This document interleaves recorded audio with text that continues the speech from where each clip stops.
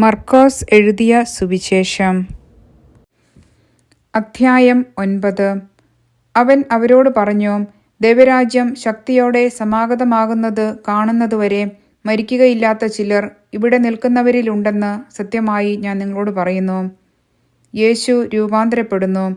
6 ദിവസം കഴിഞ്ഞ് പത്രോസ്, യാക്കോബ്, യോഹന്നാൻ എന്നിവരെ മാത്രം കൂട്ടിക്കൊണ്ട് യേശു ഒരു ഉയർന്ന മലയിലേക്ക് പോയി. അവൻ അവരുടെ മുമ്പിൽ വച്ച് രൂപാന്തരപ്പെട്ടു.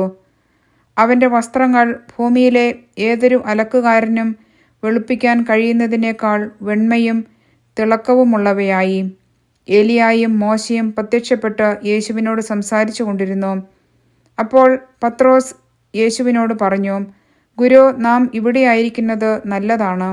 ഞങ്ങൾ 3 കൂടാരങ്ങൾ ഉണ്ടാക്കാം. ഒന്ന് നിനക്ക്, ഒന്ന് മോശയ്ക്ക്, ഒന്ന് ഏലിയായ്ക്ക്. എന്താണ് പറയേണ്ടതെന്ന് അവന് അറിഞ്ഞുകൂടായിരുന്നു. അവർ അത്രയ്ക്ക് ഭയപ്പെട്ടിരുന്നു. അപ്പോൾ ഒരു മേഘം വന്ന് അവരെ ആവരണം ചെയ്തു. മേഘത്തിൽ നിന്ന് ഒരു സ്വരം പുറപ്പെട്ടു, ഇവൻ എൻ്റെ പ്രിയപുത്രൻ, ഇവൻ്റെ വാക്കു ശ്രവിക്കുവിൻ. അവർ ചുറ്റും നോക്കി. യേശുവിനെ അല്ലാതെ മറ്റാരെയും തങ്ങളോടുകൂടെ അവർ കണ്ടില്ല. അവർ കണ്ട കാര്യങ്ങൾ മനുഷ്യപുത്രൻ മരിച്ചവരിൽ നിന്ന് ഉയിർക്കുന്നതുവരെ ആരോടും പറയരുതെന്ന് മലയിൽ നിന്നിറങ്ങിപ്പോരുമ്പോൾ അവൻ അവരോട് കൽപ്പിച്ചു. മരിച്ചവരിൽ നിന്ന് ഉയർക്കുകയെന്നത് എന്താണെന്ന് ചിന്തിച്ചുകൊണ്ട് അവർ ഈ വചനം രഹസ്യമായി സൂക്ഷിച്ചു. അവർ അവനോട് ചോദിച്ചു, ഏലിയ ആദ്യം വരണമെന്ന് നിയമജ്ഞർ പറയുന്നത് എന്തുകൊണ്ടാണ്? അവൻ പറഞ്ഞു, ഏലിയ ആദ്യമേ വന്ന് എല്ലാം പുനഃസ്ഥാപിക്കും. മനുഷ്യപുത്രൻ വളരെ പീഡകൾ സഹിക്കുകയും നിന്ദനങ്ങൾ ഏൽക്കുകയും ചെയ്യണമെന്ന് എഴുതപ്പെട്ടിരിക്കുന്നത് എന്തുകൊണ്ട്? ഞാൻ നിങ്ങളോട് പറയുന്നു, ഏലിയ വന്നു കഴിഞ്ഞു. അവനെക്കുറിച്ച് എഴുതപ്പെട്ടിരിക്കുന്നത് പോലെ തങ്ങൾക്കിഷ്ടമുള്ളതെല്ലാം അവർ അവനോട് ചെയ്തു. പിശാചു ബാധിച്ച ബാലനെ സുഖപ്പെടുത്തുന്നു. അവർ ശിഷ്യന്മാരുടെ അടുത്ത് എത്തിയപ്പോൾ വലിയ ഒരു ജനക്കൂട്ടം അവരുടെ ചുറ്റും കൂടിയിരിക്കുന്നതും നിയമജ്ഞർ അവരോട് തർക്കിച്ചുകൊണ്ടിരിക്കുന്നതും കണ്ടു. അവനെ കണ്ടയുടനെ ജനക്കൂട്ടം മുഴുവൻ വിസ്മയഭരിതരായി ഓടിക്കൂടി അവനെ അഭിവാദനം ചെയ്തു. അവൻ അവരോട് ചോദിച്ചു, നിങ്ങൾ എന്താണ് അവരുമായി തർക്കിക്കുന്നത്? ജനക്കൂട്ടത്തിൽ ഒരാൾ മറുപടി പറഞ്ഞു, ഗുരു, ഞാൻ എൻ്റെ മകനെ അങ്ങയുടെ അടുത്ത് കൊണ്ടുവന്നിട്ടുണ്ട്. മൂകനായ ഒരു ആത്മാവ് അവനെ ആവേശിച്ചിരിക്കുന്നു. അത് എവിടെ വെച്ച് അവനെ പിടികൂടിയാലും അവനെ നിലം പതിപ്പിക്കുന്നു. അപ്പോൾ അവൻ പല്ലുകടിക്കുകയും നുരയും പതയും പുറപ്പെടുവിക്കുകയും മരവിച്ചു പോവുകയും ചെയ്യുന്നു. അതിനെ ബഹിഷ്കരിക്കാൻ അങ്ങയുടെ ശിഷ്യന്മാരോട് ഞാൻ അപേക്ഷിച്ചു, അവർക്ക് കഴിഞ്ഞില്ല. അവൻ അവരോട് പ്രതിവചിച്ചു, വിശ്വാസമില്ലാത്ത തലമുറയെ, എത്രനാൾ ഞാൻ നിങ്ങളോടുകൂടെ ഉണ്ടായിരിക്കും? എത്രനാൾ ഞാൻ നിങ്ങളോട് ക്ഷമിച്ചിരിക്കും? അവനെ എൻ്റെ അടുക്കൽ കൊണ്ടുവരൂ. അവർ അവനെ അവൻ്റെ അടുക്കൽ കൊണ്ടുവന്നു. അവനെ കണ്ടയുടനെ ആത്മാവ് കുട്ടിയെ തള്ളിയിട്ടു. അവൻ നിലത്ത് വീണ് ഉരുളുകയും അവൻ്റെ വായിലൂടെ നുരയും പതയും പുറപ്പെടുകയും ചെയ്തു. യേശു അവൻ്റെ പിതാവിനോട് ചോദിച്ചു, ഇത് തുടങ്ങിയിട്ട് എത്ര കാലമായി? അവൻ പറഞ്ഞു, ശൈശവം മുതൽ. പലപ്പോഴും അത് അവനെ നശിപ്പിക്കാൻ വേണ്ടി തീയിലും വെള്ളത്തിലും വീഴ്ത്തിയിട്ടുണ്ട്. എന്തെങ്കിലും ചെയ്യാൻ നിനക്ക് കഴിയുമെങ്കിൽ ഞങ്ങളുടെ മേൽ കരുണ തോന്നി ഞങ്ങളെ സഹായിക്കണമേ. യേശു പറഞ്ഞു, കഴിയുമെങ്കിലെന്നോ? വിശ്വസിക്കുന്നവന് എല്ലാ കാര്യങ്ങളും സാധിക്കും. ഉടനെ കുട്ടിയുടെ പിതാവ് വിളിച്ചു പറഞ്ഞു, ഞാൻ വിശ്വസിക്കുന്നു. എൻ്റെ അവിശ്വാസം പരിഹരിച്ച് എന്നെ സഹായിക്കണമേ. ജനങ്ങൾ ഓടിക്കൂടുന്നത് കണ്ട് യേശു അശുദ്ധാത്മാവിനെ ശകാരിച്ചു. മൂകനും ബധിരനുമായ ആത്മാവെ, നിന്നോട് ഞാൻ ആജ്ഞാപിക്കുന്നു, അവനിൽ നിന്ന് പുറത്തു പോവുക. ഇനിയൊരിക്കലും അവനിൽ പ്രവേശിക്കരുത്. അപ്പോൾ അവനെ ശക്തിയായി നിലത്ത് തള്ളിയിടുകയും ഉച്ചത്തിൽ നിലവിളിക്കുകയും ചെയ്തുകൊണ്ട് അത് പുറത്തുപോയി. ബാലൻ മരിച്ചവനെ പോലെയായി. അവൻ മരിച്ചുപോയി എന്ന് പലരും പറഞ്ഞു. യേശു അവനെ കൈക്ക് പിടിച്ചുയർത്തി. അവൻ എഴുന്നേറ്റിരുന്നു. യേശു വീട്ടിലെത്തിയപ്പോൾ ശിഷ്യന്മാർ സ്വകാര്യമായി ചോദിച്ചു, എന്തുകൊണ്ടാണ് അതിനെ ബഹിഷ്കരിക്കാൻ ഞങ്ങൾക്ക് കഴിയാതെ പോയത്? അവൻ പറഞ്ഞു, പ്രാർത്ഥന കൊണ്ടല്ലാതെ മറ്റൊന്നുകൊണ്ടും ഈ വർഗം പുറത്തു പോവുകയില്ല. പീഡാനുഭവവും ഉത്ഥാനവും 2-ാം പ്രവചനം. അവർ അവിടെ നിന്ന് യാത്ര തിരിച്ച് ഗലീലയിലൂടെ കടന്നുപോയി. ഇക്കാര്യം ആരും അറിയരുതെന്ന് അവൻ ആഗ്രഹിച്ചു. കാരണം അവൻ ശിഷ്യന്മാരെ പഠിപ്പിക്കുകയായിരുന്നു. അവൻ പറഞ്ഞു, മനുഷ്യപുത്രൻ മനുഷ്യരുടെ കൈകളിൽ ഏൽപ്പിക്കപ്പെടുകയും അവർ അവനെ വധിക്കുകയും ചെയ്യും. അവൻ വധിക്കപ്പെട്ട് 3 ദിവസം കഴിയുമ്പോൾ ഉയിർത്തെഴുന്നേൽക്കും. ഈ വചനം അവർക്ക് മനസ്സിലായില്ല. എങ്കിലും അവനോട് ചോദിക്കാൻ അവർ ഭയപ്പെട്ടു. സ്വർഗരാജ്യത്തിലെ വലിയവൻ. അവർ പിന്നീട് കഫർനാമിൽ എത്തി. അവൻ വീട്ടിലായിരിക്കുമ്പോൾ അവരോട് ചോദിച്ചു, വഴിയിൽ വച്ച് എന്തിനെക്കുറിച്ചാണ് നിങ്ങൾ തമ്മിൽ തർക്കിച്ചിരുന്നത്? അവർ നിശബ്ദരായിരുന്നതേയുള്ളൂ. കാരണം തങ്ങളിൽ ആരാണ് വലിയവൻ എന്നതിനെക്കുറിച്ചാണ് വഴിയിൽ വച്ച് അവർ തർക്കിച്ചത്. അവൻ ഇരുന്നിട്ട് 12 പേരെയും വിളിച്ചു പറഞ്ഞു, ഒന്നാമനാകാൻ ആഗ്രഹിക്കുന്നവൻ അവസാനത്തവനും എല്ലാവരുടെയും ശുശ്രൂഷകനുമാകണം. അവൻ ഒരു ശിശുവിനെ എടുത്ത് അവരുടെ മധ്യേ നിർത്തി അവനെ കരങ്ങളിൽ വഹിച്ചുകൊണ്ട് പറഞ്ഞു, ഇതുപോലുള്ള ഒരു ശിശുവിനെ എൻ്റെ നാമത്തിൽ സ്വീകരിക്കുന്നവൻ എന്നെ സ്വീകരിക്കുന്നു. എന്നെ സ്വീകരിക്കുന്നവൻ എന്നെയല്ല, എന്നെ അയച്ചവനെയാണ് സ്വീകരിക്കുന്നത്. നമുക്ക് എതിരില്ലാത്തവൻ നമ്മുടെ ഭാഗത്താണ്. യോഹന്നാൻ അവനോട് പറഞ്ഞു, ഗുരു, നിന്റെ നാമത്തിൽ പിശാചുക്കളെ പുറത്താക്കുന്ന ഒരാളെ ഞങ്ങൾ കണ്ടു. ഞങ്ങൾ അവനെ തടഞ്ഞു, കാരണം അവൻ നമ്മളെ അനുഗമിച്ചില്ല. യേശു പറഞ്ഞു, അവനെ തടയേണ്ട. ഒരുവന് എൻ്റെ നാമത്തിൽ അത്ഭുത പ്രവൃത്തി ചെയ്യാനും ഉടനെ എന്നെക്കുറിച്ച് ദൂഷണം പറയാനും സാധിക്കുകയില്ല. നമുക്ക് എതിരില്ലാത്തവൻ നമ്മുടെ പക്ഷത്താണ്. സത്യമായി ഞാൻ നിങ്ങളോട് പറയുന്നു, നിങ്ങൾ ക്രിസ്തുവിനുള്ളവരാകയാൽ അവൻ്റെ നാമത്തിൽ ആരെങ്കിലും നിങ്ങൾക്ക് ഒരു പാത്രം വെള്ളം കുടിക്കാൻ തന്നാൽ അവന് പ്രതിഫലം ലഭിക്കാതിരിക്കുകയില്ല. ദുഷ്പ്രേരണകൾ നൽകാതിരിക്കുക. വിശ്വസിക്കുന്ന ഈ ചെറിയവരിൽ ഒരുവന് ഇടർച്ച വരുത്തുന്നവൻ ആരായാലും അവന് കൂടുതൽ നല്ലത് ഒരു വലിയ തിരുകല്ല് കഴുത്തിൽ കെട്ടി കടലിൽ എറിയപ്പെടുന്നതാണ്. നിന്റെ കൈ നിനക്ക് ദുഷ്പ്രേരണയ്ക്ക് കാരണമാകുന്നെങ്കിൽ അത് വെട്ടിക്കളയുക. 2 കൈകളും ഉള്ളവനായി നരകത്തിലെ കെടാത്ത അഗ്നിയിൽ നിപതിക്കുന്നതിനേക്കാൾ നല്ലത് അംഗഹീനനായി ജീവനിലേക്ക് പ്രവേശിക്കുന്നതാണ്. നിന്റെ പാദം നിനക്ക് ദുഷ്പ്രേരണയ്ക്ക് കാരണമാകുന്നെങ്കിൽ അത് മുറിച്ചു കളയുക. 2 പാദങ്ങളും ഉള്ളവനായി നരകത്തിൽ എറിയപ്പെടുന്നതിനേക്കാൾ നല്ലത് മുടന്തനായി ജീവനിലേക്ക് പ്രവേശിക്കുന്നതാണ്. നിന്റെ കണ്ണുമൂലം നിനക്ക് ദുഷ്പ്രേരണ ഉണ്ടാകുന്നെങ്കിൽ അത് ചൂഴ്ന്നെടുത്ത് എറിഞ്ഞു കളയുക. 2 കണ്ണുകളും ഉള്ളവനായി പുഴു ചാകാത്തതും തീ കെടാത്തതുമായ നരകത്തിലേക്ക് എറിയപ്പെടുന്നതിനേക്കാൾ നല്ലത് ഒരു കണ്ണോടുകൂടെ ദൈവരാജ്യത്തിലേക്ക് പ്രവേശിക്കുന്നതാണ്. കാരണം എല്ലാവരും അഗ്നിയാൽ ഉറകൂട്ടപ്പെടും. ഉപ്പ് നല്ലതാണ്, എന്നാൽ ഉറകെട്ടുപോയാൽ പിന്നെ എന്തുകൊണ്ട് അതിന് ഉറകൂട്ടും? നിങ്ങളിൽ ഉപ്പ് ഉണ്ടായിരിക്കട്ടെ, പരസ്പരം സമാധാനത്തിൽ വർത്തിക്കുകയും ചെയ്യുവിൻ. അധ്യായം 10. വിവാഹമോചനത്തെ സംബന്ധിച്ച പ്രബോധനം. അവൻ അവിടം വിട്ട് യൂദയായിലേക്കും ജോർദാന് മറുകരയിലേക്കും പോയി. വീണ്ടും ജനങ്ങൾ അവൻ്റെ അടുക്കൽ ഒരുമിച്ചുകൂടി. പതിവ് പോലെ അവൻ അവരെ പഠിപ്പിച്ചു. ഫരിസയർ വന്ന് അവനെ പരീക്ഷിച്ചുകൊണ്ട് ചോദിച്ചു, ഭാര്യയെ ഉപേക്ഷിക്കുന്നത് നിയമാനുസൃതമാണോ? അവൻ മറുപടി പറഞ്ഞു, മോശ എന്താണ് നിങ്ങളോട് കൽപ്പിച്ചത്? അവർ പറഞ്ഞു, ഉപേക്ഷാപത്രം കൊടുത്ത് അവളെ ഉപേക്ഷിക്കാൻ മോശ അനുവദിച്ചിട്ടുണ്ട്. യേശു പറഞ്ഞു, നിങ്ങളുടെ ഹൃദയകാഠിന്യം കൊണ്ടാണ് മോശ ഈ നിയമം നിങ്ങൾക്ക് വേണ്ടി എഴുതിയത്. എന്നാൽ സൃഷ്ടിയുടെ ആരംഭം മുതലേ ദൈവം അവരെ പുരുഷനും സ്ത്രീയുമായി സൃഷ്ടിച്ചു. ഇക്കാരണത്താൽ പുരുഷൻ പിതാവിനെയും മാതാവിനെയും വിടുകയും അവർ ഇരുവരും ഒരു ശരീരമായി തീരുകയും ചെയ്യും. പിന്നീട് ഒരിക്കലും അവർ രണ്ടല്ല, ഒറ്റ ശരീരമായിരിക്കും. അതിനാൽ ദൈവം സംയോജിപ്പിച്ചത് മനുഷ്യൻ വേർപെടുത്താതിരിക്കട്ടെ. ഇക്കാര്യത്തെക്കുറിച്ച് ശിഷ്യന്മാർ വീട്ടിൽ വെച്ച് വീണ്ടും അവനോട് ചോദിച്ചു. അവൻ പറഞ്ഞു, ഭാര്യയെ ഉപേക്ഷിച്ച് മറ്റൊരുവളെ വിവാഹം ചെയ്യുന്നവൻ വ്യഭിചാരം ചെയ്യുന്നു. ഭർത്താവിനെ ഉപേക്ഷിച്ച് മറ്റൊരാളെ വിവാഹം ചെയ്യുന്നവളും വ്യഭിചാരം ചെയ്യുന്നു. ശിശുക്കളെ അനുഗ്രഹിക്കുന്നു. അവൻ തൊട്ട് അനുഗ്രഹിക്കുന്നതിനു വേണ്ടി ശിശുക്കളെ അവൻ്റെ അടുക്കൽ അവർ കൊണ്ടുവന്നു. ശിഷ്യന്മാരാകട്ടെ അവരെ ശകാരിച്ചു.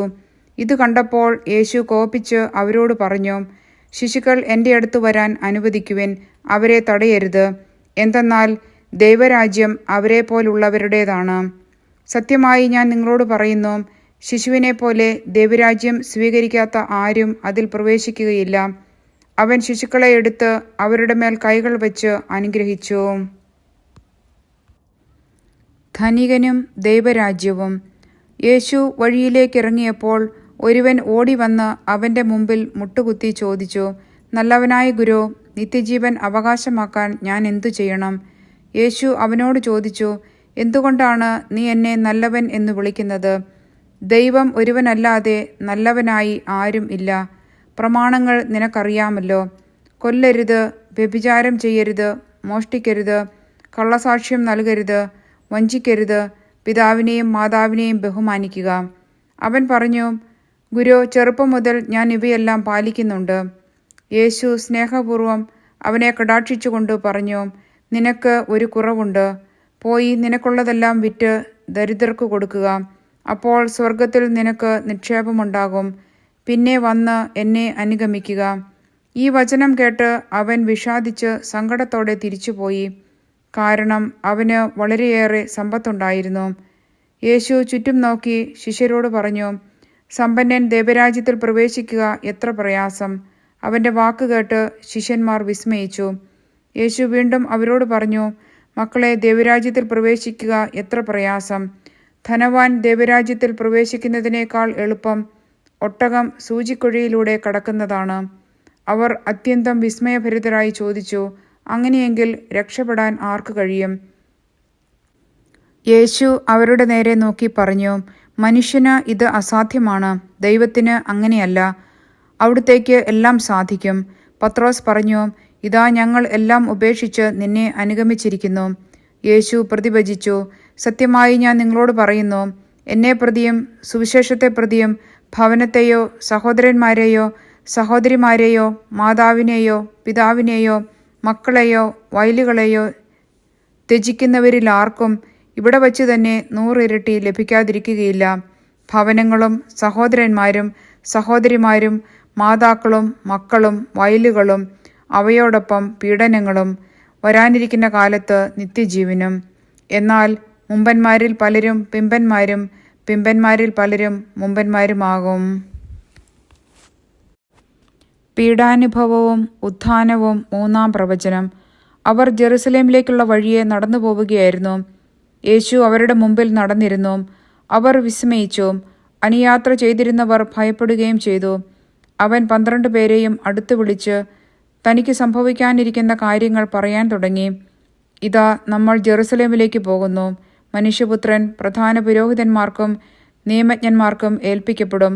അവർ അവനെ മരണത്തിന് വിധിക്കുകയും വിജാതിയർക്ക് ഏൽപ്പിച്ചു കൊടുക്കുകയും ചെയ്യും. അവർ അവനെ പരിഹസിക്കുകയും അവൻ്റെ മേൽ തുപ്പുകയും അവനെ പ്രഹരിക്കുകയും വധിക്കുകയും ചെയ്യും. 3 ദിവസത്തിനു ശേഷം അവൻ ഉയിർത്തെഴുന്നേൽക്കും.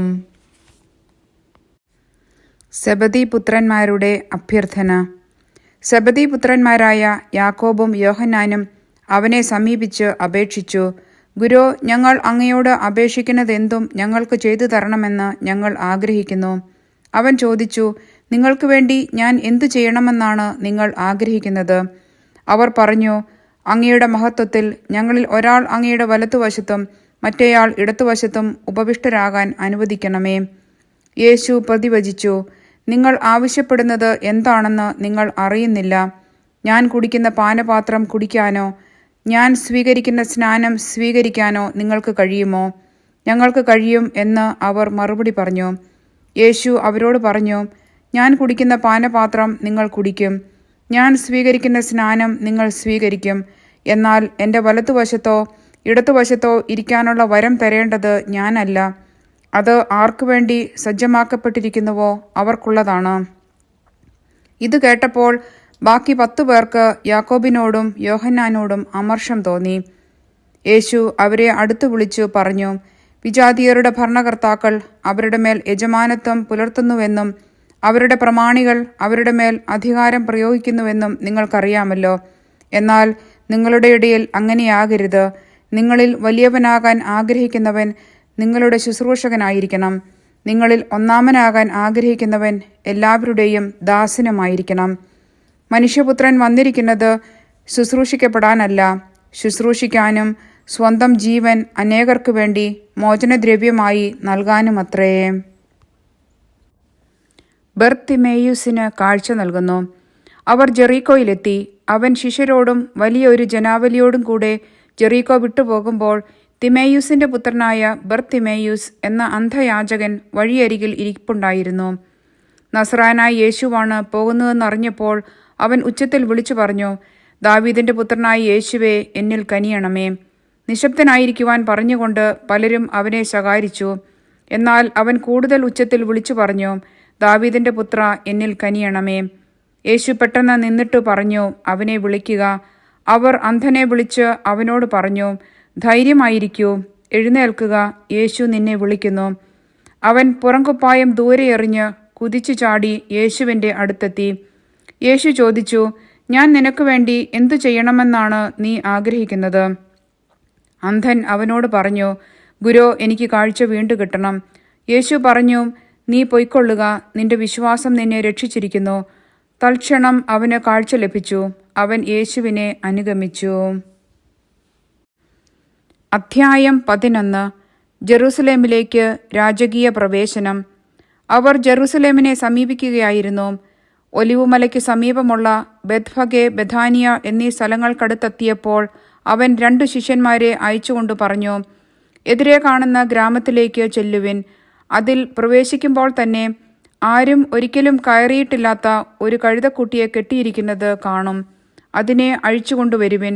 നിങ്ങൾ എന്തിനാണ് ഇങ്ങനെ ചെയ്യുന്നതെന്ന് ആരെങ്കിലും ചോദിച്ചാൽ, കർത്താവിന് അതിനെക്കൊണ്ട് ആവശ്യമുണ്ട്, ഉടനെ തിരിച്ചയക്കുന്നതാണ് എന്ന് പറയുക.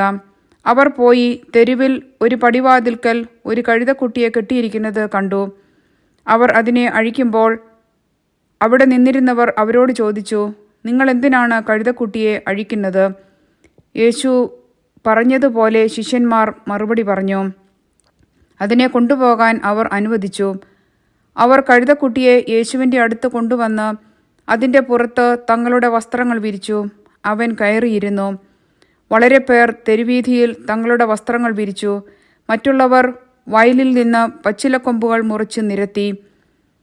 അവൻ്റെ മുമ്പിലും പിമ്പിലും നടന്നിരുന്നവർ വിളിച്ചു പറഞ്ഞു, ഹോസാന, കർത്താവിൻ്റെ നാമത്തിൽ വരുന്നവൻ അനുഗ്രഹീതൻ. നമ്മുടെ പിതാവായ ദാവീദിൻ്റെ സമാഗതമാകുന്ന രാജ്യം അനുഗ്രഹീതം. ഉന്നതങ്ങളിൽ ഹോസാന. അവൻ ജെറുസലേമിൽ പ്രവേശിച്ച് ദേവാലയത്തിനുള്ളിലേക്ക് പോയി. ചുറ്റും നോക്കി എല്ലാം കണ്ട ശേഷം നേരം വൈകിയിരുന്നതിനാൽ 12 പേരോടും കൂടെ ബെഥാനിയയിലേക്ക് പോയി. അത്തിവൃക്ഷത്തെ ശപിക്കുന്നു. അടുത്ത ദിവസം അവൻ ബെഥാനിയയിൽ നിന്ന് വരുമ്പോൾ അവന് വിശക്കുന്നുണ്ടായിരുന്നു. അകലെ തളിരിട്ട് നിൽക്കുന്ന ഒരു അത്തിമരം കണ്ട് അതിലെന്തെങ്കിലും ഉണ്ടാകാം എന്ന് വിചാരിച്ച് അടുത്തു ചെന്നു. എന്നാൽ ഇലകളല്ലാതെ മറ്റൊന്നും കണ്ടില്ല. അത് അത്തിപ്പഴങ്ങളുടെ കാലമല്ലായിരുന്നു. അവൻ പറഞ്ഞു, ആരും ഇനിയൊരിക്കലും നിന്നിൽ നിന്ന് പഴം തിന്നാതിരിക്കട്ടെ. അവൻ്റെ ശിഷ്യന്മാർ ഇത് കേട്ടു. ദേവാലയ ശുദ്ധീകരണം. അവർ ജെറുസലേമിലെത്തി.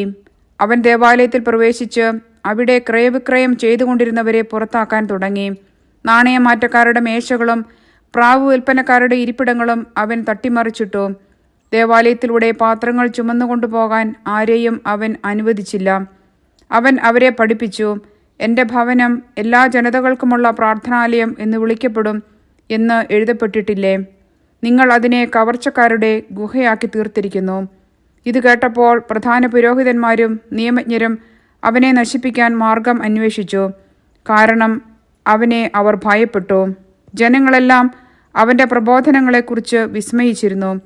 വൈകുന്നേരമായപ്പോൾ അവർ നഗരത്തിന് വെളിയിലേക്ക് പോയി. വിശ്വാസത്തിൻ്റെ ശക്തി. അവർ രാവിലെ അത്തിമരത്തിൻ്റെ സമീപത്തുകൂടെ കടന്നു പോകുമ്പോൾ അത് സമൂലം ഉണങ്ങിപ്പോയിരിക്കുന്നത് കണ്ടു. അപ്പോൾ പത്രോസ് അവനെ അനുസ്മരിപ്പിച്ചു, ഗുരോ, നോക്കൂ, നീ ശപിച്ച അത്തിമരം ഉണങ്ങിപ്പോയിരിക്കുന്നു. യേശു പ്രതിവചിച്ചു, ദൈവത്തിൽ വിശ്വസിക്കുക. സത്യമായി ഞാൻ നിങ്ങളോട് പറയുന്നു, ആരെങ്കിലും ഈ മലയോട് ഇവിടെ നിന്ന് മാറി കടലിൽ ചെന്ന് വീഴുക എന്ന് പറയുകയും ഹൃദയത്തിൽ ശങ്കിക്കാതെ താൻ പറയുന്നത് സംഭവിക്കുമെന്ന് വിശ്വസിക്കുകയും ചെയ്താൽ അവന് അത് സാധിച്ചു കിട്ടും.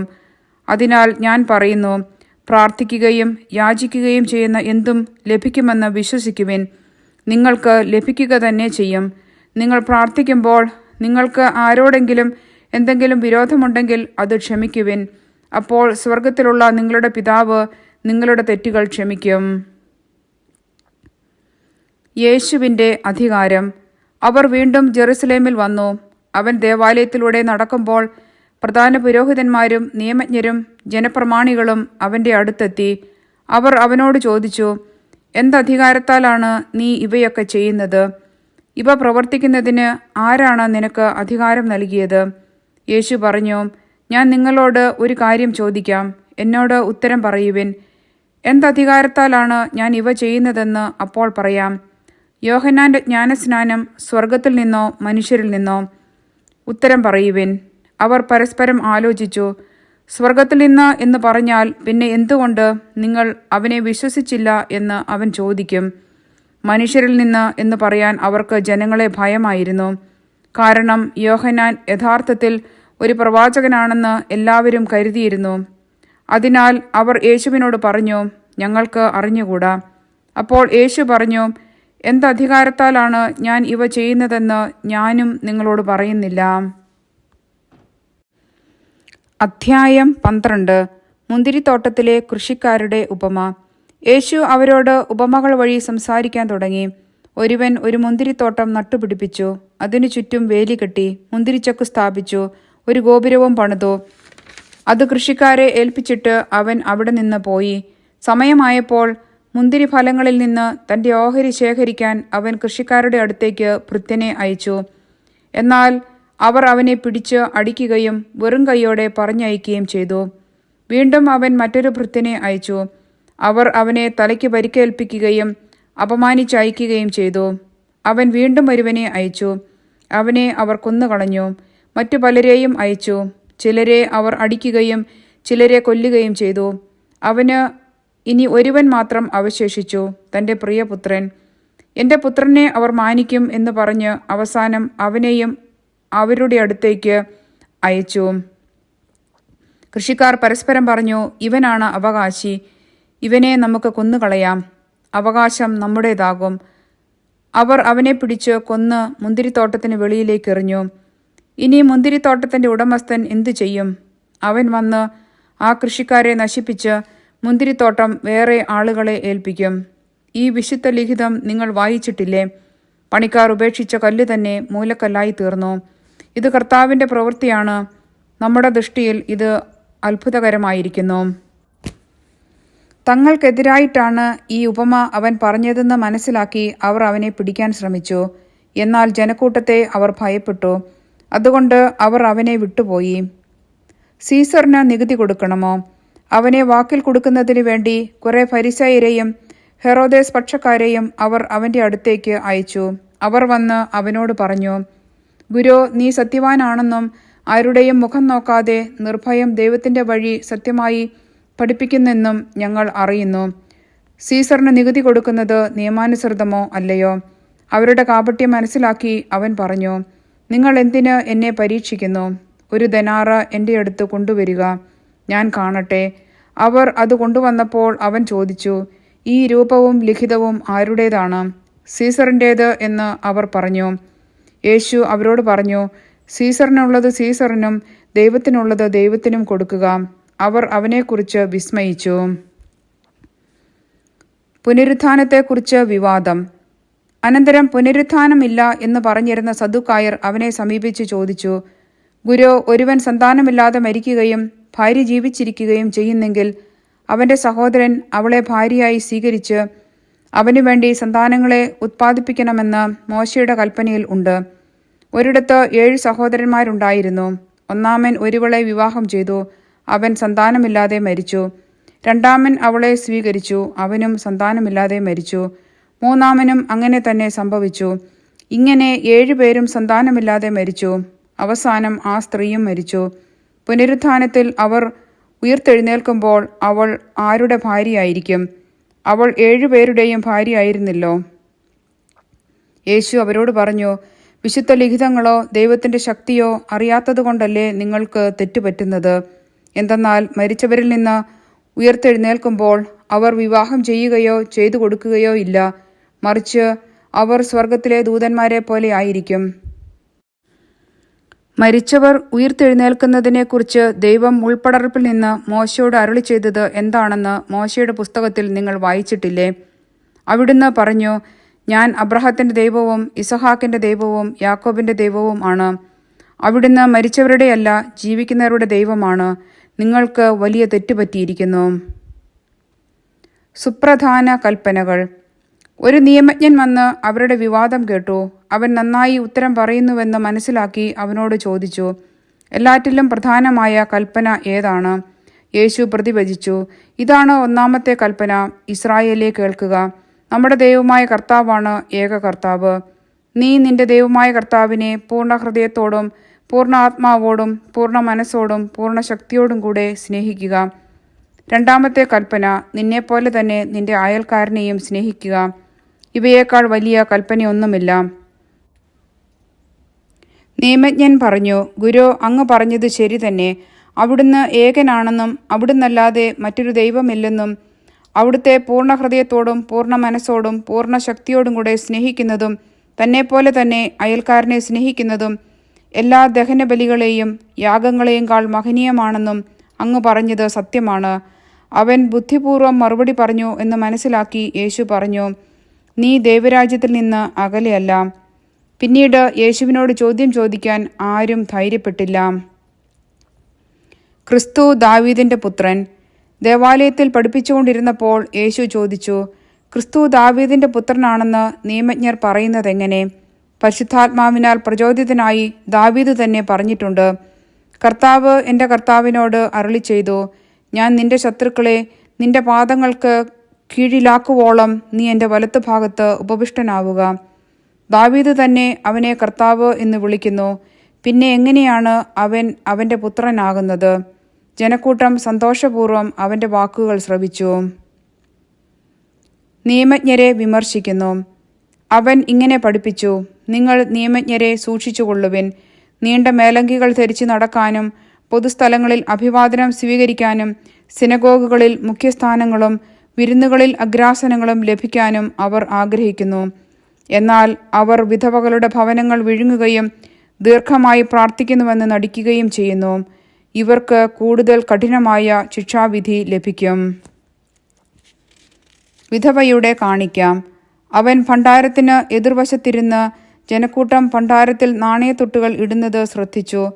പല ധനവാന്മാരും വലിയ തുകകൾ നിക്ഷേപിച്ചു.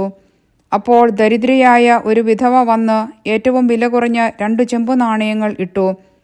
അവൻ ശിഷ്യന്മാരെ അടുത്തു വിളിച്ചു പറഞ്ഞു, സത്യമായി ഞാൻ നിങ്ങളോട് പറയുന്നു, ഈ ദരിദ്ര വിധവ മറ്റാരെയേക്കാൾ കൂടുതൽ ഭണ്ഡാരത്തിൽ നിക്ഷേപിച്ചിരിക്കുന്നു. എന്തെന്നാൽ അവരെല്ലാവരും തങ്ങളുടെ സമൃദ്ധിയിൽ നിന്ന് സംഭാവന ചെയ്തു. ഇവളാകട്ടെ തൻ്റെ ദാരിദ്ര്യത്തിൽ നിന്ന് തനിക്കുണ്ടായിരുന്നതെല്ലാം തൻ്റെ ഉപജീവനത്തിനുള്ള വക മുഴുവനും നിക്ഷേപിച്ചിരിക്കുന്നു. അധ്യായം 13. ദേവാലയത്തിൻ്റെ നാശത്തെക്കുറിച്ച് പ്രവചനം. യേശു ദേവാലയത്തിൽ നിന്ന് പുറത്തു വന്നപ്പോൾ ശിഷ്യന്മാരിൽ ഒരുവൻ പറഞ്ഞു, ഗുരു, നോക്കൂ, എത്ര വലിയ കല്ലുകൾ, എത്ര വിസ്മയകരമായ സൗധങ്ങൾ. അവൻ പറഞ്ഞു, ഈ മഹാസൗധങ്ങൾ നിങ്ങൾ കാണുന്നില്ലേ? എന്നാൽ ഇവയെല്ലാം കല്ലിന്മേൽ കല്ല് ശേഷിക്കാതെ തകർക്കപ്പെടും. വേദനകളുടെ ആരംഭം.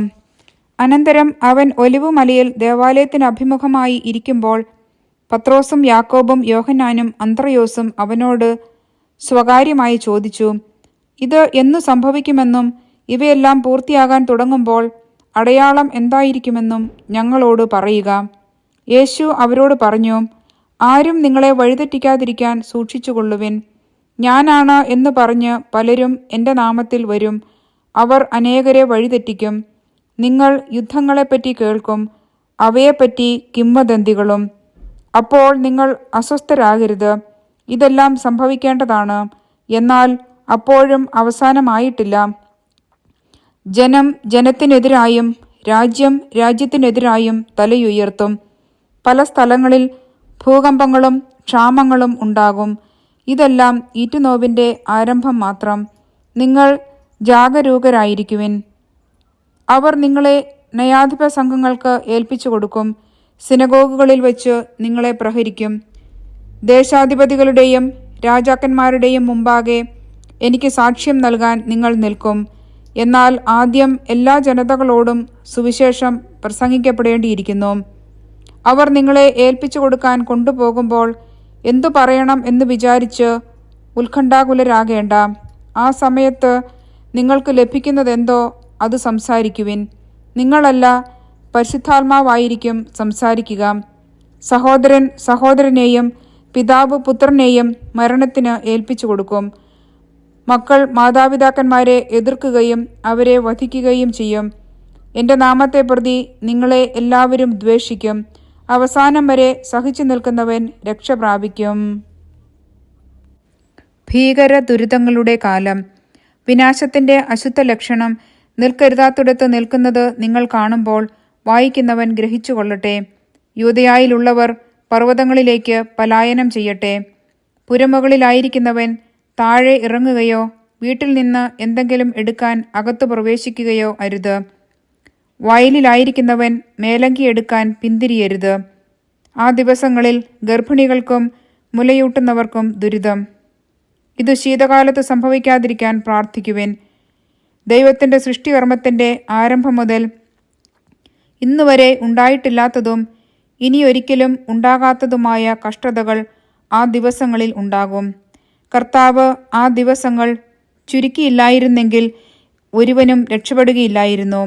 എന്നാൽ തെരഞ്ഞെടുക്കപ്പെട്ടവർക്ക് വേണ്ടി അവിടുന്ന് ആ ദിവസങ്ങൾ ചുരുക്കി. ഇതാ ക്രിസ്തു ഇവിടെ, അതാ അവിടെ എന്ന് ആരെങ്കിലും പറഞ്ഞാൽ നിങ്ങൾ വിശ്വസിക്കരുത്. കാരണം കള്ളക്രിസ്തുമാരും വ്യാജപ്രവാചകന്മാരും പ്രത്യക്ഷപ്പെടും. സാധ്യമെങ്കിൽ തെരഞ്ഞെടുക്കപ്പെട്ടവരെ വഴിതെറ്റിക്കുന്നതിന് അടയാളങ്ങളും അത്ഭുതങ്ങളും അവർ പ്രവർത്തിക്കും. നിങ്ങൾ ജാഗരൂകരായിരിക്കുവിൻ. എല്ലാം ഞാൻ മുൻകൂട്ടി നിങ്ങളോട് പറഞ്ഞിരിക്കുന്നു. മനുഷ്യപുത്രന്റെ ആഗമനം. ആ പീഡനങ്ങൾക്ക് ശേഷമുള്ള ദിവസങ്ങളിൽ സൂര്യൻ ഇരുണ്ടുപോകും, ചന്ദ്രൻ പ്രകാശം തരികയില്ല, നക്ഷത്രങ്ങൾ ആകാശത്തുനിന്ന് നിപതിക്കും, ആകാശശക്തികൾ ഇളകുകയും ചെയ്യും. അപ്പോൾ മനുഷ്യപുത്രൻ വലിയ ശക്തിയോടും മഹത്വത്തോടും കൂടെ മേഘങ്ങളിൽ വരുന്നത് അവർ കാണും. അപ്പോൾ അവൻ ദൂതന്മാരെ അയക്കും. അവർ ഭൂമിയുടെ അതിർത്തികൾ മുതൽ ആകാശത്തിൻ്റെ അതിർത്തികൾ വരെ 4 ദിക്കുകളിലും നിന്ന് അവൻ്റെ തിരഞ്ഞെടുക്കപ്പെട്ടവരെ ഒരുമിച്ച് കൂട്ടും. അത്തിമരത്തിൽ നിന്ന് പഠിക്കുവിൻ. അതിൻ്റെ കൊമ്പുകൾ ഇളതായി തളിർക്കുമ്പോൾ വേനൽക്കാലം അടുത്തിരിക്കുന്നുവെന്ന് നിങ്ങൾക്കറിയാം. അതുപോലെ തന്നെ ഇക്കാര്യങ്ങൾ സംഭവിക്കുന്നത് കാണുമ്പോൾ അവൻ സമീപത്ത് വാതിൽക്കലെത്തിയിരിക്കുന്നുവെന്ന് ഗ്രഹിച്ചുകൊള്ളുക. ഞാൻ സത്യമായി നിങ്ങളോട് പറയുന്നു, ഇവയെല്ലാം സംഭവിക്കുന്നതുവരെ ഈ തലമുറ കടന്നു പോവുകയില്ല. ആകാശവും ഭൂമിയും കടന്നുപോകും, എന്നാൽ എൻ്റെ വചനങ്ങൾ കടന്നു പോവുകയില്ല. സദാ ജാഗരൂകരായിരിക്കുവിൻ. എന്നാൽ ആ ദിവസത്തെക്കുറിച്ചോ ആ മണിക്കൂറിനെക്കുറിച്ചോ പിതാവിനല്ലാതെ മറ്റാർക്കും, സ്വർഗത്തിലുള്ള ദൂതന്മാർക്കോ പുത്രന് പോലുമോ അറിഞ്ഞുകൂടാ. ശ്രദ്ധാപൂർവം ഉണർന്നിരിക്കുവിൻ. സമയം എപ്പോഴാണെന്ന് നിങ്ങൾക്കറിവില്ലല്ലോ. വീട് വിട്ട് ദൂരേക്ക് പോകുന്ന ഒരുവൻ സേവകർക്ക് അവരവരുടെ ചുമതലയും കാവൽക്കാരന് ഉണർന്നിരിക്കാനുള്ള കൽപ്പനയും നൽകുന്നതുപോലെയാണ് ഇത്. ആകയാൽ ജാഗരൂകരായിരിക്കുവിൻ. എന്തെന്നാൽ ഗൃഹനാഥൻ എപ്പോൾ വരുമെന്ന് സന്ധ്യയ്ക്കോ അർദ്ധരാത്രിക്കോ കോഴി കൂവുമ്പോഴോ രാവിലെയോ എന്ന് നിങ്ങൾക്കറിഞ്ഞുകൂടാ. അവൻ പെട്ടെന്ന് കയറി വരുമ്പോൾ നിങ്ങളെ നിദ്രാധീനരായി കാണരുതല്ലോ. ഞാൻ നിങ്ങളോട് പറയുന്നത് എല്ലാവരോടുമായിട്ടാണ് പറയുന്നത്, ജാഗരൂകരായിരിക്കുവിൻ. അധ്യായം 14. യേശുവിനെ വധിക്കാൻ ആലോചന. പെസഹായ്ക്കും പുളിപ്പില്ലാത്ത അപ്പത്തിൻ്റെ തിരുനാളിനും 2 ദിവസമേ ഉണ്ടായിരുന്നുള്ളൂ. യേശുവിനെ ചതിവിൽ പിടികൂടി വധിക്കേണ്ടത് എങ്ങനെയെന്ന് പ്രധാന പുരോഹിതന്മാരും നിയമജ്ഞരും ആലോചിച്ചു കൊണ്ടിരുന്നു. അവർ പറഞ്ഞു, തിരുനാളിൽ വേണ്ട, ജനങ്ങൾ ബഹളമുണ്ടാക്കും. ബഥാനിയായിലെ തൈലാഭിഷേകം. അവൻ ബഥാനിയായിൽ കുഷ്ഠരോഗിയായ ശിമയോന്റെ വീട്ടിൽ ഭക്ഷണത്തിനിരിക്കവേ ഒരു കൽഭരണി നിറയെ വിലയേറിയ ശുദ്ധ നാർദീൻ സുഗന്ധ തൈലവുമായി ഒരു സ്ത്രീ അവിടെ വന്നു. അവൾ ഭരണി തുറന്ന് അത് അവൻ്റെ ശിരസിൽ ഒഴിച്ചു. അവിടെയുണ്ടായിരുന്ന ചിലർ അമർഷത്തോടെ പരസ്പരം പറഞ്ഞു, ഈ തൈലം പാഴാക്കിക്കളഞ്ഞത് എന്തിന്? ഇത് 300-ലധികം ദനാറയ്ക്ക് വിറ്റ് ദരിദ്രർക്ക് കൊടുക്കാമായിരുന്നല്ലോ. അവർ അവളെ കുറ്റപ്പെടുത്തി. യേശു പറഞ്ഞു, ഇവളെ സ്വൈരമായി വിടുക, എന്തിന് ഇവളെ വിഷമിപ്പിക്കുന്നു? ഇവൾ എനിക്ക് വേണ്ടി ഒരു നല്ല കാര്യം ചെയ്തിരിക്കുന്നു. ദരിദ്രർ എപ്പോഴും നിങ്ങളോടുകൂടെയുണ്ട്. എപ്പോൾ വേണമെങ്കിലും അവർക്ക് നന്മ ചെയ്യാൻ സാധിക്കും. ഞാനാകട്ടെ എപ്പോഴും നിങ്ങളോടുകൂടെ ഉണ്ടായിരിക്കുകയില്ല. ഇവൾക്ക് സാധിക്കുന്നത് ഇവൾ ചെയ്തു. എൻ്റെ സംസ്കാരത്തിനു വേണ്ടി ഇവൾ എൻ്റെ ശരീരം മുൻകൂട്ടി തൈലം പൂശുകയാണ് ചെയ്തത്. ഞാൻ സത്യമായി നിങ്ങളോട് പറയുന്നു, ലോകത്തിലെവിടെയെല്ലാം സുവിശേഷം പ്രസംഗിക്കപ്പെടുമോ അവിടെയെല്ലാം ഇവൾ ചെയ്ത കാര്യവും ഇവളുടെ സ്മരണയ്ക്കായി പ്രസ്താവിക്കപ്പെടും. യൂദാസിന്റെ വഞ്ചന. 12 പേരിൽ ഒരുവനായ യൂദാസ് കറിയോത്ത യേശുവിനെ ഒറ്റിക്കൊടുക്കാൻ വേണ്ടി പ്രധാന പുരോഹിതന്മാരുടെ അടുത്തു ചെന്നു. അവർ ഇതറിഞ്ഞ് സന്തോഷിച്ച് അവന് പണം കൊടുക്കാമെന്ന് വാഗ്ദാനം ചെയ്തു. അവനെ എങ്ങനെ ഒറ്റിക്കൊടുക്കാമെന്ന് വിചാരിച്ച് അവൻ അവസരം പാർത്തിരുന്നു. പെസഹ ആചരിക്കുന്നു. പെസഹ ബലി അർപ്പിക്കുന്ന പുളിപ്പില്ലാത്ത അപ്പത്തിൻ്റെ 1-ാം ദിവസം ശിഷ്യന്മാർ യേശുവിനോട് ചോദിച്ചു, നിനക്ക് ഞങ്ങൾ എവിടെ പെസഹ ഒരുക്കണമെന്നാണ് നീ ആഗ്രഹിക്കുന്നത്? അവൻ 2 ശിഷ്യന്മാരെ അയച്ചുകൊണ്ട് പറഞ്ഞു, നിങ്ങൾ നഗരത്തിലേക്ക് ചെല്ലുക. ഒരു കുടം വെള്ളം ചുമന്നുകൊണ്ട് ഒരുവൻ നിങ്ങൾക്കെതിരെ വരും. അവനെ അനുഗമിക്കുക. അവൻ എവിടെ ചെന്ന് കയറുന്നുവോ അവിടുത്തെ ഗൃഹനാഥനോട് പറയുക, ഗുരു ചോദിക്കുന്നു, ഞാൻ എൻ്റെ ശിഷ്യന്മാരുമൊത്ത് പെസഹ ഭക്ഷിക്കുന്നതിന് എൻ്റെ വിരുന്നുശാല എവിടെയാണ്? സജ്ജീകൃതമായ ഒരു വലിയ മാളിക മുറി അവർ കാണിച്ചു തരും. അവിടെ നമുക്ക് വേണ്ടി ഒരുക്കുക. ശിഷ്യന്മാർ പുറപ്പെട്ട് നഗരത്തിലെത്തി. അവൻ പറഞ്ഞിരുന്നതുപോലെ കണ്ടു. അവർ പെസഹ ഒരുക്കി. സന്ധ്യയായപ്പോൾ അവൻ 12 പേരും ഒരുമിച്ച് വന്നു. അവർ ഭക്ഷണത്തിനിരിക്കുമ്പോൾ യേശു പറഞ്ഞു, ഞാൻ സത്യമായി നിങ്ങളോട് പറയുന്നു, എന്നോടൊപ്പം ഭക്ഷണം കഴിക്കുന്ന നിങ്ങളിൽ ഒരുവൻ എന്നെ ഒറ്റിക്കൊടുക്കും. അവർ ദുഃഖിതരായി. അത് ഞാനല്ലല്ലോ എന്ന് ഓരോരുത്തരും അവനോട് ചോദിക്കാൻ തുടങ്ങി. അവൻ പറഞ്ഞു, 12 പേരിൽ എന്നോടൊപ്പം പാത്രത്തിൽ കൈമുക്കുന്നവൻ തന്നെ. മനുഷ്യപുത്രൻ തന്നെക്കുറിച്ച് എഴുതപ്പെട്ടിരിക്കുന്നത് പോലെ പോകുന്നു. എന്നാൽ മനുഷ്യപുത്രനെ ഒറ്റിക്കൊടുക്കുന്നവന് ദുരിതം. ജനിക്കാതിരുന്നെങ്കിൽ അവന് നന്നായിരുന്നു. പുതിയ ഉടമ്പടി. അവർ ഭക്ഷിച്ചുകൊണ്ടിരുന്നപ്പോൾ യേശു അപ്പമെടുത്ത് ആശീർവദിച്ച് മുറിച്ച് അവർക്ക് നൽകിക്കൊണ്ട് അരുളി ചെയ്തു, ഇത് സ്വീകരിക്കുവിൻ, ഇത് എൻ്റെ ശരീരമാണ്. അനന്തരം പാനപാത്രമെടുത്ത് കൃതജ്ഞതാസ്തോത്രം ചെയ്ത് അവർക്കു നൽകി. എല്ലാവരും അതിൽ നിന്ന് പാനം ചെയ്തു. അവൻ അവരോട് അരുളി ചെയ്തു, ഇത് അനേകർക്ക് വേണ്ടി ചിന്തപ്പെടുന്നതും ഉടമ്പടിയുടേതുമായ എൻ്റെ രക്തമാണ്. സത്യമായി ഞാൻ നിങ്ങളോട് പറയുന്നു, ദൈവരാജ്യത്തിൽ ഞാൻ ഇത് നവമായി പാനം ചെയ്യുന്ന ദിവസം വരെ മുന്തിരിയുടെ ഫലത്തിൽ നിന്ന് ഇനി ഞാൻ കുടിക്കുകയില്ല. സ്തോത്രഗീതം ആലപിച്ചതിനു ശേഷം അവർ ഒലിവുമലയിലേക്ക് പോയി. പത്രോസ് ഗുരുവിനെ നിഷേധിക്കും. യേശു അവരോട് പറഞ്ഞു, നിങ്ങൾക്കെല്ലാവർക്കും ഇടർച്ചയുണ്ടാകും. ഞാൻ ഇടയനെ അടിക്കും, ആടുകൾ ചിതറിപ്പോകും എന്ന് എഴുതപ്പെട്ടിരിക്കുന്നു. ഞാൻ ഉയിർപ്പിക്കപ്പെട്ടതിന് ശേഷം നിങ്ങൾക്ക് മുമ്പേ ഗലീലയിലേക്ക് പോകും. പത്രോസ് പറഞ്ഞു, എല്ലാവരും ഇടറിയാലും ഞാൻ ഇടറുകയില്ല. യേശു അവനോട് പറഞ്ഞു, സത്യമായി ഞാൻ നിന്നോട് പറയുന്നു, ഇന്ന് ഈ രാത്രിയിൽ തന്നെ കോഴി 2 പ്രാവശ്യം കൂവുന്നതിന് മുമ്പ് നീ എന്നെ 3 പ്രാവശ്യം നിഷേധിച്ചു പറയും. അവൻ തറപ്പിച്ചു പറഞ്ഞു, നിന്നോടുകൂടെ മരിക്കേണ്ടി വന്നാലും ഞാൻ നിന്നെ നിഷേധിക്കുകയില്ല. അങ്ങനെ തന്നെ എല്ലാവരും പറഞ്ഞു. ഗെത്സമനിയിൽ പ്രാർത്ഥിക്കുന്നു. അവർ ഗെത്സമനി എന്ന് വിളിക്കപ്പെടുന്ന സ്ഥലത്തെത്തി. അവൻ ശിഷ്യന്മാരോട് പറഞ്ഞു, ഞാൻ പ്രാർത്ഥിക്കുമ്പോൾ നിങ്ങൾ ഇവിടെ ഇരിക്കുവിൻ. അവൻ പത്രോസിനെയും യാക്കോബിനെയും യോഹന്നാനെയും കൂട്ടിക്കൊണ്ട് പോയി പര്യാകുലനാകാനും അസ്വസ്ഥനാകാനും തുടങ്ങി. അവൻ അവരോട് പറഞ്ഞു, എൻ്റെ ആത്മാവ് മരണത്തോളം ദുഃഖിതമായിരിക്കുന്നു. നിങ്ങൾ ഇവിടെ ഉണർന്നിരിക്കുവിൻ.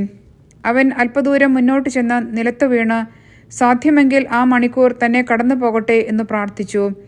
അവൻ പറഞ്ഞു, ആബാ പിതാവേ, എല്ലാം അങ്ങേക്ക് സാധ്യമാണ്. ഈ പാനപാത്രം എന്നിൽ നിന്ന് മാറ്റിത്തരണമേ. എന്നാൽ എൻ്റെ ഹിതമല്ല, അങ്ങയുടെ ഹിതം മാത്രം. അനന്തരം അവൻ വന്ന് അവർ ഉറങ്ങുന്നത് കണ്ട് പത്രോസിനോട് ചോദിച്ചു, ശിമയോനെ, നീ ഉറങ്ങുന്നുവോ? 1 മണിക്കൂർ ഉണർന്നിരിക്കാൻ നിനക്ക് കഴിഞ്ഞില്ലേ? പ്രലോഭനത്തിൽ അകപ്പെടാതിരിക്കാൻ ഉണർന്നിരുന്ന് പ്രാർത്ഥിക്കുവിൻ. ആത്മാവ് സന്നദ്ധമെങ്കിലും ശരീരം ബലഹീനമാണ്. അവൻ വീണ്ടും പോയി അതേ വചനം പറഞ്ഞ് പ്രാർത്ഥിച്ചു. തിരിച്ചു വന്നപ്പോൾ അവർ ഉറങ്ങുന്നതാണ് കണ്ടത്. അവരുടെ കണ്ണുകൾ നിദ്രാഭാരമുള്ളവയായിരുന്നു. അവനോട് എന്തു മറുപടി പറയണമെന്ന് അവർക്ക് അറിഞ്ഞുകൂടായിരുന്നു. അവൻ മൂന്നാമതും വന്ന് അവരോട് പറഞ്ഞു, ഇനിയും നിങ്ങൾ ഉറങ്ങി വിശ്രമിക്കുന്നുവോ? മതി, സമയമായിരിക്കുന്നു. ഇതാ, മനുഷ്യപുത്രൻ പാപികളുടെ കൈകളിൽ ഏൽപ്പിക്കപ്പെടുന്നു. എഴുന്നേൽക്കുവിൻ, നമുക്ക് പോകാം. ഇതാ, എന്നെ ഒറ്റിക്കൊടുക്കുന്നവൻ അടുത്തെത്തിയിരിക്കുന്നു. യൂദാസ് ഒറ്റിക്കൊടുക്കുന്നു. അവൻ സംസാരിച്ചു കൊണ്ടിരിക്കുമ്പോൾ തന്നെ 12 പേരിൽ ഒരുവനായ യൂദാസ് അവിടെ എത്തി. അവനോടുകൂടെ പ്രധാന പുരോഹിതന്മാരുടെയും നിയമജ്ഞരുടെയും ജനപ്രമാണികളുടെയും അടുത്തുനിന്ന് വാളും വടിയുമായി ഒരു ജനക്കൂട്ടവും വന്നിരുന്നു. ഒറ്റുകാരൻ അവർക്ക് ഒരടയാളം നൽകിയിരുന്നു. ഞാൻ ആരെ ചുംബിക്കുന്നുവോ അവൻ തന്നെ, അവനെ പിടിച്ച് സുരക്ഷിതമായി കൊണ്ടുപോയിക്കൊള്ളുക. അവൻ യേശുവിനെ സമീപിച്ച് ഗുരോ എന്ന് വിളിച്ചുകൊണ്ട് അവനെ ഗാഢമായി ചുംബിച്ചു. അപ്പോൾ അവർ അവനെ പിടിച്ചു ബന്ധിച്ചു. സമീപത്ത് നിന്നിരുന്ന ഒരുവൻ വാൾ ഊരി പ്രധാന പുരോഹിതന്റെ സേവകനെ വെട്ടി അവന്റെ ചെവി ഛേദിച്ചു കളഞ്ഞു. യേശു അവരോട് പറഞ്ഞു, കവർച്ചക്കാരനെതിരെ എന്നതുപോലെ വാളും വടിയുമായി എന്നെ ബന്ധിക്കാൻ നിങ്ങൾ വന്നിരിക്കുന്നുവോ? ഞാൻ ദിവസവും ദേവാലയത്തിൽ പഠിപ്പിച്ചുകൊണ്ട് നിങ്ങളോടുകൂടെ ഉണ്ടായിരുന്നു. നിങ്ങൾ എന്നെ പിടിച്ചില്ല. എന്നാൽ വിശുദ്ധ ലിഖിതങ്ങൾ പൂർത്തിയാകേണ്ടിയിരിക്കുന്നു.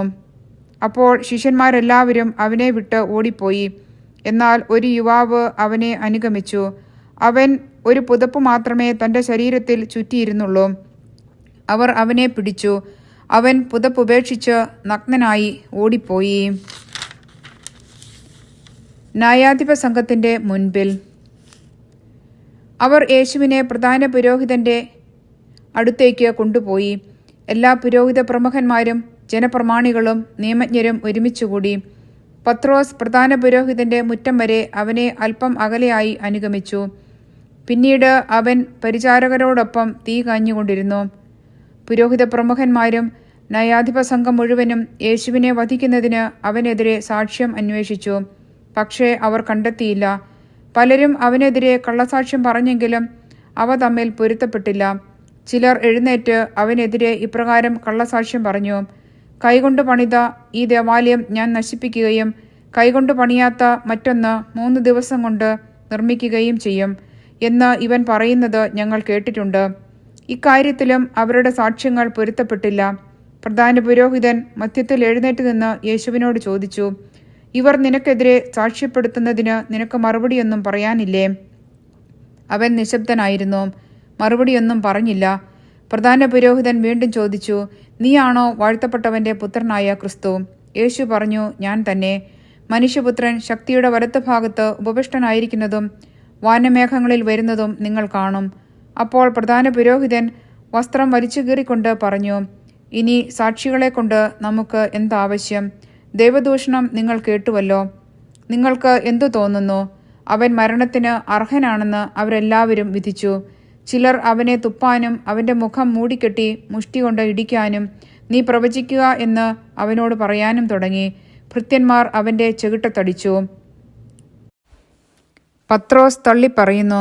പത്രോസ് താഴെ മുറ്റത്തിരിക്കുമ്പോൾ പ്രധാന പുരോഹിതന്റെ പരിചാരികമാരിൽ ഒരുവൾ വന്ന് അവൻ തീ കാഞ്ഞുകൊണ്ടിരിക്കുന്നത് കണ്ട് അവനെ നോക്കി പറഞ്ഞു, നീയും നസറായനായ യേശുവിൻ്റെ കൂടെ ആയിരുന്നല്ലോ.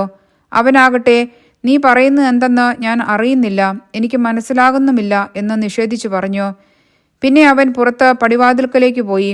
ആ പരിചാരിക അവനെ പിന്നെയും കണ്ടപ്പോൾ അടുത്തു നിന്നവരോട് പറഞ്ഞു, ഇവൻ അവരിൽ ഒരുവനാണ്. അവൻ വീണ്ടും അത് നിഷേധിച്ചു. അല്പം കഴിഞ്ഞപ്പോൾ അടുത്തു നിന്നവർ പത്രോസിനോട് പറഞ്ഞു, നിശ്ചയമായും നീ അവരിൽ ഒരുവനാണ്. നീയും ഗലീലിയക്കാരനാണല്ലോ.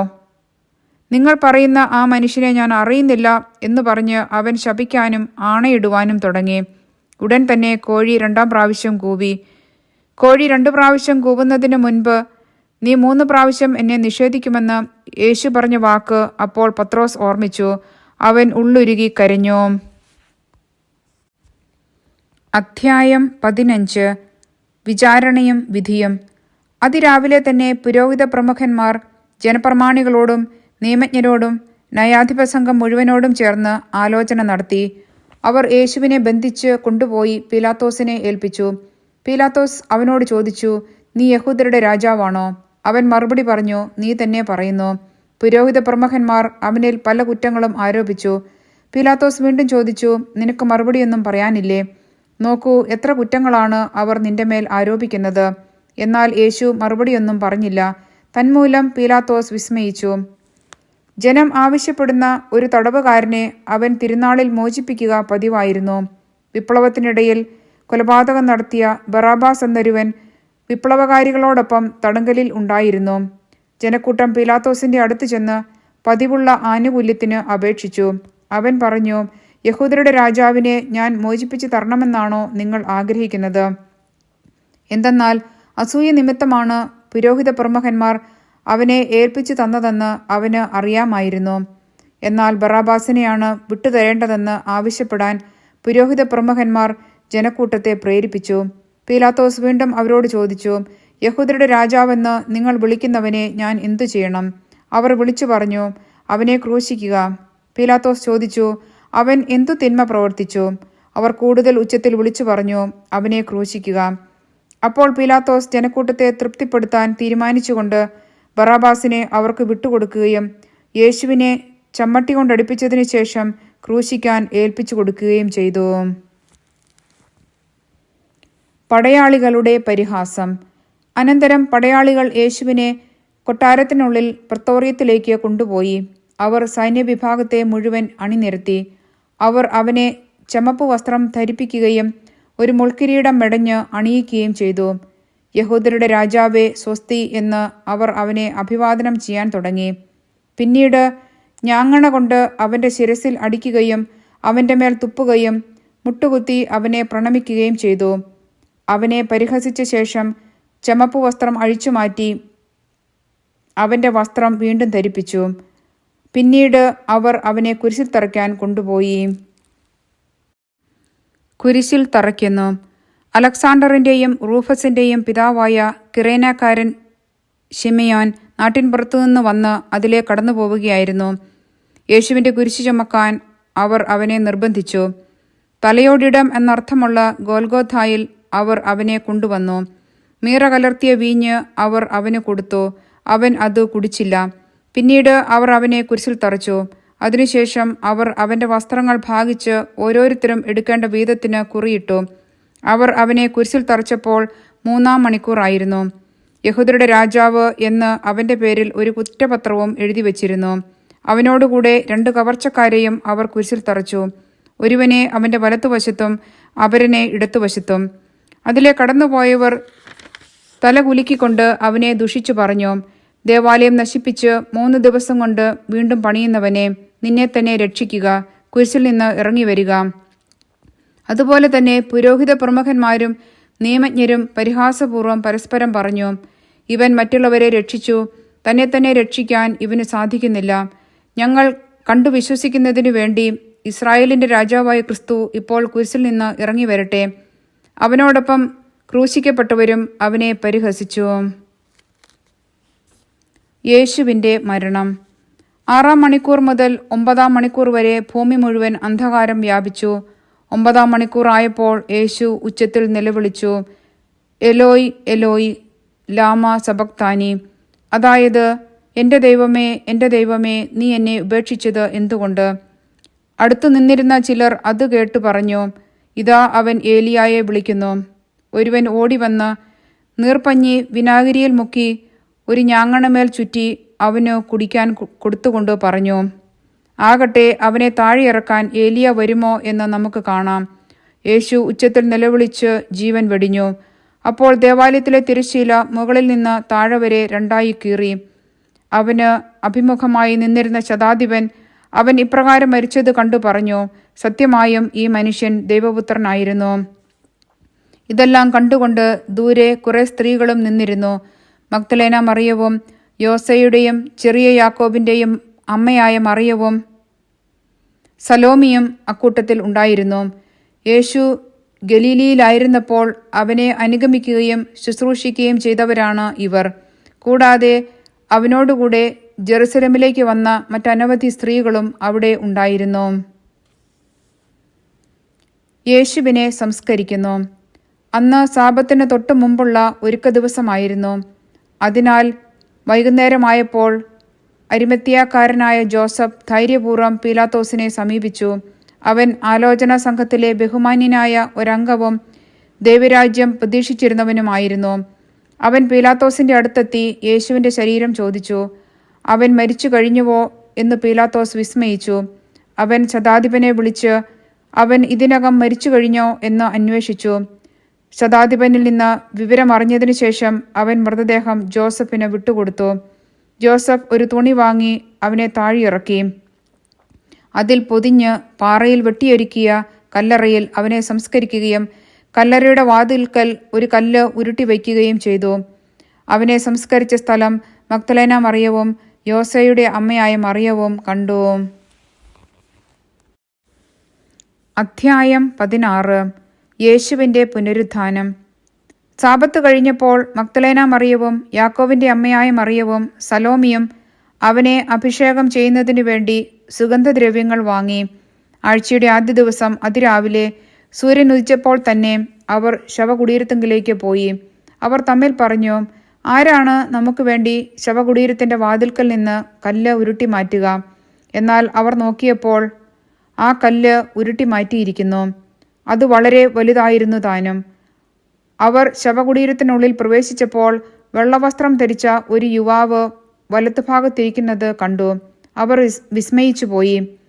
അവൻ അവരോട് പറഞ്ഞു, നിങ്ങൾ അത്ഭുതപ്പെടേണ്ട. കുരിശിൽ തറയ്ക്കപ്പെട്ട നസറായനായ യേശുവിനെ നിങ്ങൾ അന്വേഷിക്കുന്നു. അവൻ ഉയർപ്പിക്കപ്പെട്ടിരിക്കുന്നു. അവൻ ഇവിടെയില്ല. നോക്കൂ, അവർ അവനെ സംസ്കരിച്ച സ്ഥലം.